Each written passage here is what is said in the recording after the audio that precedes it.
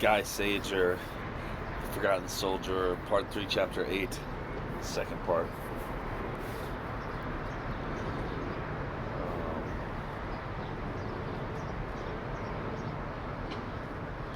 What happened that night at Konotop? I only know that there were explosions and fire and houses collapsing down the length of dark, indefinable back streets. There was a gutter full of running water, and there were my hard, heavy boots, which I scarcely had the strength to lift, and my big bony feet inside them, which felt as if they were growing smaller and smaller, and the heat of my throbbing temples, which had begun to burn with fever, and the crushing fatigue which had settled around my thin shoulders, trapping in the filth of my undershirt and waterlogged tunic, and the tangle of leather straps and cartridge belts, heavy with ammunition, in the incomprehensible, hostile world whose weight we still had to bear, where we still had to march and crawl and tremble. Toward morning, which dawned as pale as the last morning of a condemned man, I was overwhelmed by crushing sleep and briefly lost my waking nightmare. We collapsed in the shelter of an entranceway which protected us from most of the rain, except when the wind blew a particularly strong gust. We spent a few hours there, then we were wakened to stare at 100 other faces as white and drawn as our own. Our closest relatives would probably have hesitated before identifying us. My eyes, which felt as if they had sunk into my aching head, instinctively looked around to see what the new day would bring. Directly in front of the gate where we had slept was a building of several stories. Its gray walls were stained with long streaks which dribbled down from its gaping windows. A short distance to one side stood a cluster of miserable shacks, which now offered shelter only to a few wandering cats and troops looking for refuge. These buildings, which at their best could never have looked like much, now seemed soiled by the passage of something monstrous. Further along, the street was entirely blocked by the houses which had collapsed when the Russians had shelled the town the evening before. I looked for something which might produce an instant of pleasure and distract me for a moment from the effort of trying to control the spasmodic shivers which shook my whole body. A sound behind me made me turn my head. The veteran was coming back with 2 canteens of hot soup, which he had found God knows where. I watched him blankly as he limped through the puddles and the scattered rubble. His uniform was as gray and filthy as the setting, and his thin, shaggy face beneath his heavy steel helmet seemed to fit perfectly with everything else. Above our heads, the sky slowed slowly toward the horizon, trailing gray clouds, like dirty rags, as far as the eye could see. "Anyone who wants to eat better open his eyes," the veteran called, putting down the canteens. I quickly shook Hal's, whose sleep as always seems impenetrable. He jumped, but when he realized it wasn't a new bombardment or attack, he pulled himself together, muttering a few incomprehensible words, and finally stood up, rubbing his stiff body. "God, I'm sick of this," he said in a disgusting, worried voice. "Where are we, and what the hell are we doing here?"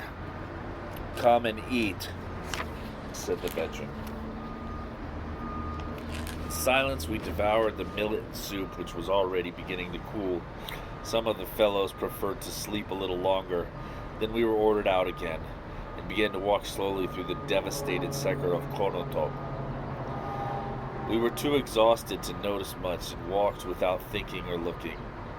When we were forced to recognize an explosion or an airplane, we slid to the ground without haste. Then we got up again, and so on. I was certainly ill. My head and back ached, probably from exhaustion, and I was shaking with the cold shivers of fever. But there was nothing to do about it. If I felt any worse later, I would try to get sent to a hospital, but for that, I would have to faint. We reached a section of town that had suffered particularly heavy damage. In the ruins, we could see an enormous tiger tank, which had plowed a large furrow through the heaps of rubble and appeared to have been stopped by a mine, which had blown off its right tread. Despite this, it was otherwise intact, and its gun was still spitting occasional shells at the enemy formations, which were very close. Groups of soldiers hiding in the ruins seemed to be waiting for Ivan, who must have been digging in nearby. We moved carefully through the rubble to a hole where Hals and I settled down. For at least a half mile ahead of us and 500 yards behind us, we could see nothing but wreckage. Groaning with the effort, we piled up all the solid pieces of rubble we could move to keep ourselves off the bottom of the hole, which was covered with blackish water. We stared at each other in a kind of stupefied silence. We had already said everything there was to say under the circumstances. Our lives at that moment were reduced to waiting. The force of events had already inflicted enough horror to drive us mad. "You really look filthy," Hals said finally. "I'm sick," I said. "We're all sick." Our exhausted eyes met for a moment, and I saw on my friend's face an almost limitless depth of weariness and despair. I was also haunted by the thought of what might happen to us. It seemed literally impossible that this existence could go on much longer. We had been living in this way for over a year now, like gypsies, except that is far too mild a comparison. Even the poorest, most wretched gypsies lived better than we did. For over a year I had watched my comrades die. Suddenly all the memories of that year came flooding back. The Don, the 3rd International, Urchini, the battalion of stragglers, Ernst, Tempelhof, Berlin, Magdeburg, the horrors of Belgorod, the retreat, and only yesterday, Württemberg, his belly stripped by a dozen streams of red blood which ran down to his boots. What stroke of fortune had saved me from those giant explosions? So many men had already been consumed right in front of my horrified eyes that I wondered if what I had seen could possibly have been true. What miracle had preserved Hals, Lenson, the veteran, and other survivors of our ill-fated unit? Although our luck had been almost incredible and had spared us so far, it must almost surely run out, if this go on much longer. Tomorrow, perhaps the veteran, or Hals, or maybe even I would be buried. I suddenly felt terribly awake. I looked out as far as I could see in all directions. It would probably be my turn soon. I would be killed, just like that. No one would even notice. We'd all grown used to just about everything, and I would be missed only until the next fellow got it, wiping out the memory of preceding tragedies. As my panic rose, my hands began to tremble. I knew how terrible people looked when they were dead. I'd seen plenty of fellows fall face down in a sea of mud and stay like that. The idea made me cold with horror. My parents, I really should see them again. I couldn't just die like that. And Paula, my eyes filled with tears. Hals was looking at me, as still as that horrible landscape, indifferent to suffering, death, and everything. There's nothing we could do about it. The screams of fear, the groans of dying, the torrents of blood soaking into the ground like a vile sacrilege, nothing. Millions of men could suffer and weep and scream, and the war could go on, implacable and indifferent. We could only wait and hope. But hope for what? To escape dying face down in the mud in the war? All it needed was an order from the authorities, and it would end. An order which the men would respect like a sacrament. And why? Because after all, the men were only human? I went on crying and muttering incoherently to my impassive companion. Hals, I said, we've got to get out of here. I'm afraid. Hals looked at me and then at the horizon. Get out? Where to? Go to sleep. You're sick. I looked back at him with sudden hate. He too was part of this indifference and inertia. The tank near us fired a shell, and the Russians sent back about half a dozen, scattering the piles of rubble a little further. Maybe they knocked off a few more of our fellows too, the veteran perhaps. Suddenly it all seemed unbearable. My trembling hands clutched my head as if they were trying to crush it, and I sank into total despair. My sobs attracted Hal's attention. He looked at me, almost in irritation. Go to sleep, for God's sake. You can't go on like that. What difference does it make whether I sleep or die? You don't give a damn, and nobody gives a damn, and nobody gives a damn about anything, and nobody will give a damn when you're killed either. You're right, so what? So what?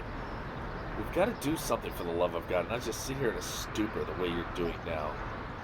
Hal's listless eyes were without expression. His feeling of misery was probably as great as mine, but for the moment it was dulled, and his listlessness had overcome his outrage. Go to sleep, I tell you. You're sick. No, I was shouting now. I'd rather be killed and get it over with right now. I jumped up and left our hole, but before I had taken more than 2 steps, Hals grabbed me by the belt and pulled me back. Let's go, Hals, I shouted louder than ever. Let's go, do you hear? You're going to shut up, for God's sake, and to calm down and be quick about it. Hals clenched his teeth and clasped his 2 big hands around my neck. You know as well as I do, we're all going to get it, one after the other, so let the hell go of me. What business is of yours anyway? What difference does it make? The difference is that I need to see your face from time to time, the way I need to see the veteran or that bastard Lindbergh. But if Ivan gets me, I'd be dead anyway, and you won't be able to do anything about it.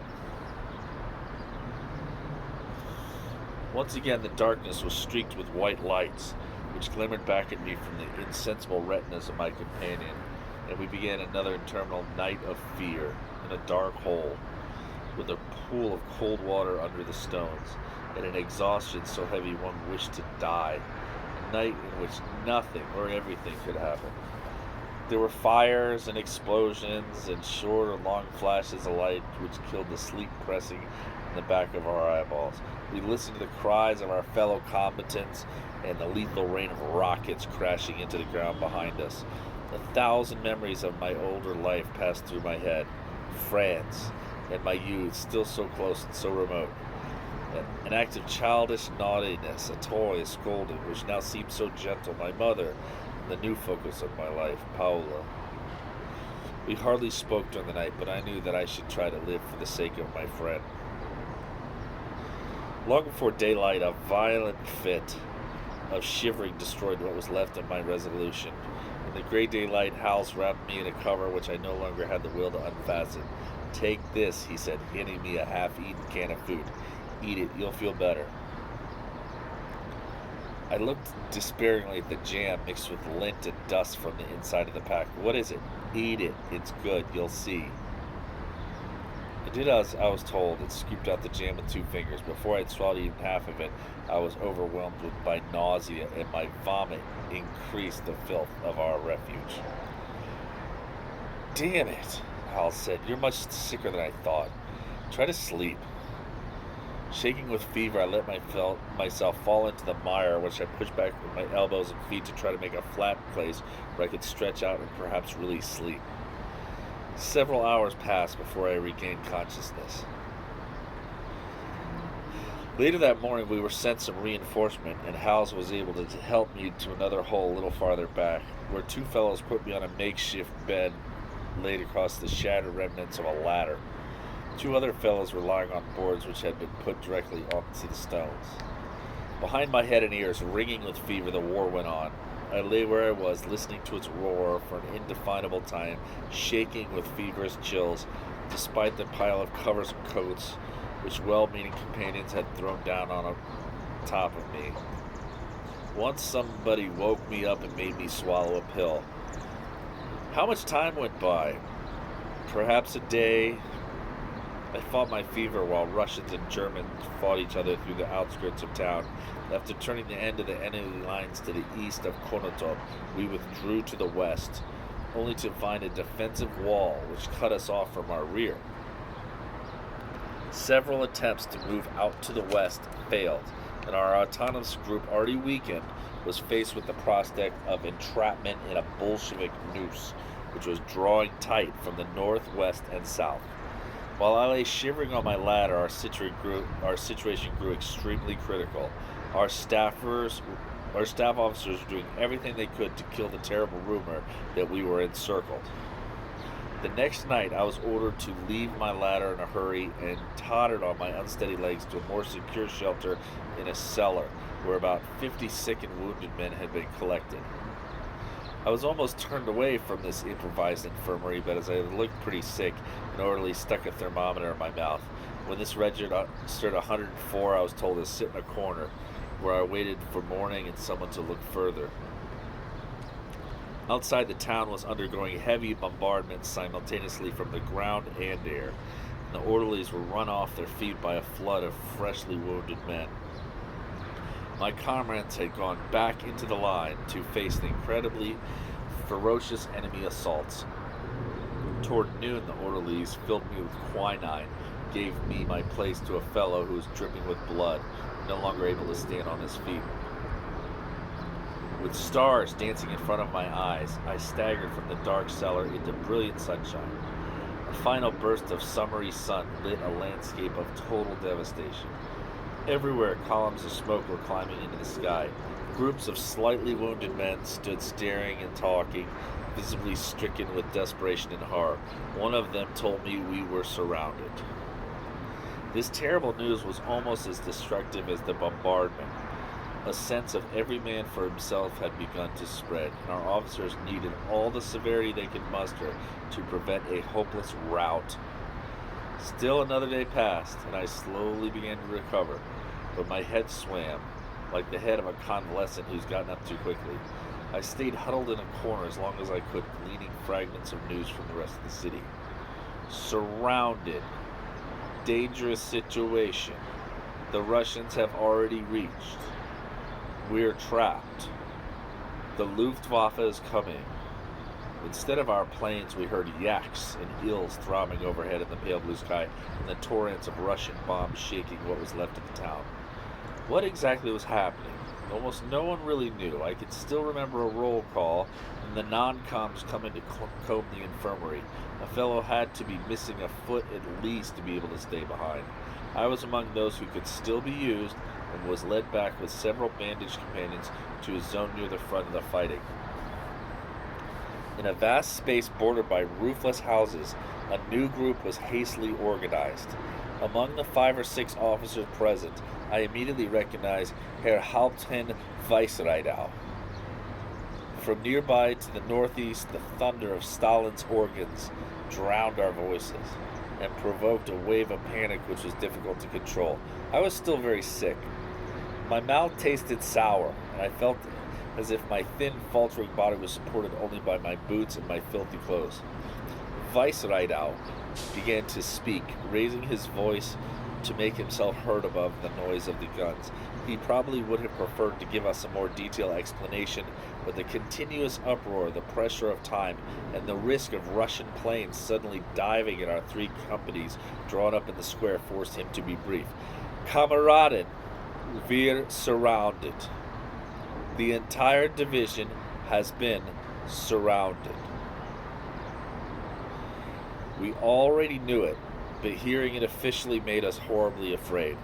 A situation officially acknowledged to be dangerous by the staff must be very serious indeed. In the near distance, through the sound of explosions, we could hear the howl of Russian rockets.